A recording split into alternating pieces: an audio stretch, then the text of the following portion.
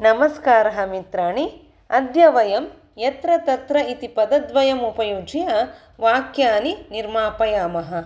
यत्र माता वर्तते तत्र शिशुः गच्छति। यत्र धूमः तत्र वह्निः। यत्र शर्करा अस्ति तत्र पिपीलिकाः आगच्छन्ति। यत्र ग्रन्थालयः अस्ति तत्र पुस्तकानि सन्ति। यत्र वनमस्ति तत्र वन्यमृगाः जीवन्ति। यत्र समुद्रः अस्ति तत्र तरङ्गाः भवन्ति।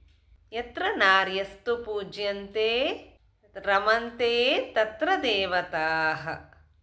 यत्र प्रकाशः अस्ति तत्र अन्धकारः नास्ति। यत्र आश्रमः अस्ति तत्र साधवः तपः कुर्वन्ति। पुनः नूतनविषयं स्वीकृत्य आगमिष्यामि। तावत्पर्यन्तं नमस्कारः। पुनर्मिलामः। जयतु संस्कृतं, जयतु भारतम्।